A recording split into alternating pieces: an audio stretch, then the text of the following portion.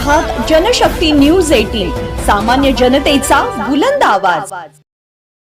तहसीलदार सुरेश मुंजे यांनी संबंधित अधिकाऱ्यांना दिला कडक इशारा।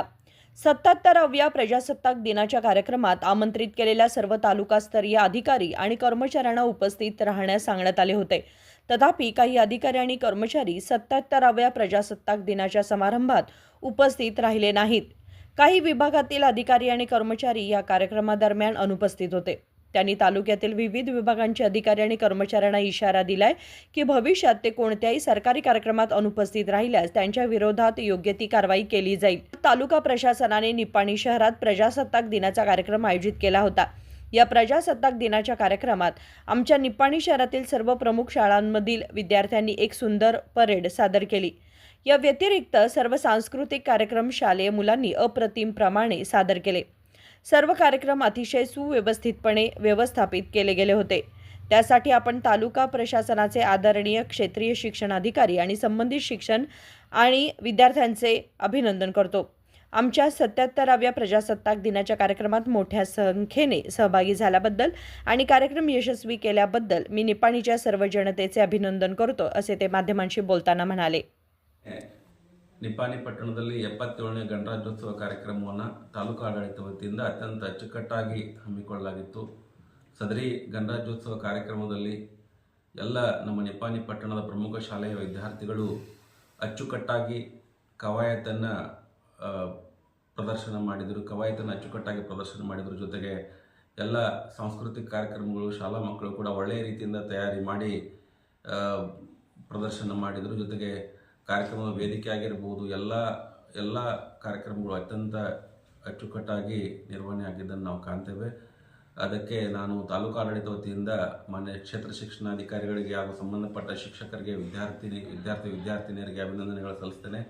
ಮತ್ತು ಸಾಕಷ್ಟು ಸಂಖ್ಯೆಯಲ್ಲಿ ನಿಪಾನಿ ಜನತೆ ಕೂಡ ಸದರಿ ನಮ್ಮ 77ನೇ ಗಣರಾಜ್ಯೋತ್ಸವ ಕಾರ್ಯಕ್ರಮದಲ್ಲಿ ಭಾಗವಹಿಸಿ ಕಾರ್ಯಕ್ರಮವನ್ನು ಯಶಸ್ವಿ ಮಾಡಿದ್ದಕ್ಕೆ ನಿಪಾನಿಯ ಎಲ್ಲ ಜನತೆಗೂ ಕೂಡ ನಾನು ಅಭಿನಂದನೆಗಳನ್ನು ತಾಲೂಕು ಆಡಳಿತ ವತಿಯಿಂದ ಸಲ್ಲಿಸ್ತೇನೆ। ಜೊತೆಗೆ ನಮ್ಮ ಮಾನ್ಯ ಶಾಸಕರು ಕೂಡ ಅತ್ಯಂತ ಉತ್ಸಾಹದಿಂದ ಬೆಳಗ್ಗೆ ಕಾರ್ಯಕ್ರಮ ಪ್ರಾರಂಭವಾಗುವ ಮುಂಚೆನೇ ಹಾಜರಿದ್ದು ನಮಗೆಲ್ಲ ಮಾರ್ಗದರ್ಶನ ಮಾಡಿ ಕಾರ್ಯಕ್ರಮವನ್ನು ಯಶಸ್ವಿ ಮಾಡಲಿಕ್ಕೆ ಮಾನ್ಯ ಮೇಡಮ್ ಅವರು, ಶಾಸಕರಾಗಿರ್ತಕ್ಕಂಥ ಶಶಿಕಲಾ ಜೊಲ್ಲೆ ಮೇಡಮ್ ಅವರು ಕೂಡ ಕಾರಣೀಕರ್ತರು ಅಂತ ನಾನು ಹೇಳಿಕೆ ಇಷ್ಟಪಡ್ತೇನೆ।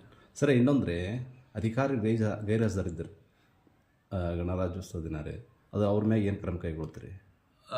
ಸರಿ, ನಾನು ಈ ಗಣರಾಜ್ಯೋತ್ಸವದ ಪೂರ್ವಭಾವಿ ಸಭೆಯಲ್ಲೇ ಎಲ್ಲ ನನ್ನ ತಾಲೂಕಾ ಮಟ್ಟದ ಅಧಿಕಾರಿಗಳಿಗೆ ನಿಪ್ಪಾಣಿಯಲ್ಲಿರ್ತಕ್ಕಂಥ ಎಲ್ಲ ತಾಲೂಕಾ ಮಟ್ಟದ ಅಧಿಕಾರಿಗಳಿಗೆ ಮತ್ತು ಸಂಬಂಧಪಟ್ಟ ಸಿಬ್ಬಂದಿ ವರ್ಗ ಕಡ್ಡಾಯವಾಗಿ ಗಣರಾಜ್ಯೋತ್ಸವದ ತಾಲೂಕು ಆಡಳಿತದಲ್ಲಿ ಕಾರ್ಯಕ್ರಮ ಮುಗಿಯುವವರೆಗೆ ಹಾಜರಿರಲಿಕ್ಕೆ ನಿರ್ದೇಶನ ಕೂಡ ನೀಡಿದ್ದೆ। ಆಮೇಲೆ ನಾನು ಪ್ರತಿ ತಾಲೂಕಾ ಮಟ್ಟದ ಅಧಿಕಾರಿಗಳಿಗೆ ನಮ್ಮದೊಂದು ಗ್ರೂಪ್ ಇದೆ, ಗ್ರೂಪ್ನಲ್ಲಿ ವಾಟ್ಸಪ್ ಗ್ರೂಪ್ನಲ್ಲೂ ಕೂಡ ಗಣರಾಜ್ಯೋತ್ಸವ ದಿನ ಎಲ್ಲ ತಾಲೂಕಾ ಮಟ್ಟದ ಅಧಿಕಾರಿಗಳು ಕಡ್ಡಾಯವಾಗಿ ಹಾಜರಿದ್ದು ಕಾರ್ಯಕ್ರಮವನ್ನು ಶೋಭೆ ತರಲಿಕ್ಕೆ ಹೇಳಿದ್ದೆ। ಅದಾಗಿ ಕೂಡ ಕೆಲವೊಂದು ನನ್ನ ಗಮನಕ್ಕೆ ಕೂಡ ಬಂದಿದ್ದಾವೆ। ಕೆಲವೊಂದು ಅಧಿಕಾರಿಗಳು ತಮ್ಮ ಕಚೇರಿಗಳಲ್ಲಿ ಗಣರಾಜ್ಯೋತ್ಸವ ಮಾಡಿ ಕೆಲವೊಬ್ಬರು ತಾಲೂಕಾ ಮಟ್ಟದ ಕಾರ್ಯಕ್ರಮಕ್ಕೆ ಹಾಜರಾಗದೇ ಇರೋದನ್ನು ನಾನು ಕಂಡಿದ್ದೇನೆ।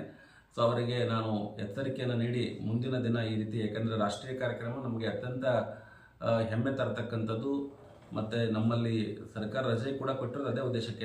ನಾವೆಲ್ಲ ಭಾರತೀಯರು ಅತ್ಯಂತ ವಿಜೃಂಭಣೆಯಿಂದ ಈ ಒಂದು ದೇಶದ ಹಬ್ಬವನ್ನು ಒಂದು ನಮ್ಮ ಸ್ವಂತ ಹಬ್ಬದ ಥರ ಆಚರಣೆ ಮಾಡುವ ಹಿನ್ನೆಲೆಯಲ್ಲಿ ಸರ್ಕಾರ ರಜೆ ಕೊಟ್ಟರು। ಅದನ್ನು ಅರ್ಥಕೊಂಡು ನಮ್ಮ ಎಲ್ಲ ಅಧಿಕಾರಿ ಸನ್ಮಿತ್ರರು ಮುಂದೆ ಈ ರೀತಿ ಆಗದಂತೆ ನಾನು ಅವರಲ್ಲಿ ಕೋರುತ್ತಾ ಮತ್ತು ಅವರಿಗೆ ಎಚ್ಚರಿಕೆಯನ್ನು ಕೂಡ ನೀಡ್ತೇನೆ।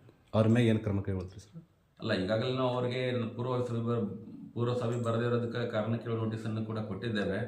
ಸೊ ಅವರಿಗೆ ನಾನು ಕರೆದು ನಾನು ಮುಂದೆ ಈ ಥರ ಆಗದಂತೆ ನೋಡಲಿಕ್ಕೆ ನಾನು ಎಚ್ಚರಿಕೆಯನ್ನು ಕೊಡ್ತೇನೆ। ನನ್ನ ಹೆಸರು सुरेश मुंजे ಅಂತ ಹೇಳಿ, तहसीलदार निपाणी। चालू घडामोडीच्या अपडेट जाणून घेण्यासाठी आपल्या जनशक्ती न्यूज 18 चॅनलला सबस्क्राइब जरूर करा, लाईक करा, कमेंट करा, शेअर करा, बेल आयकॉन प्रेस करा आणि नोटिफिकेशन मिळवा।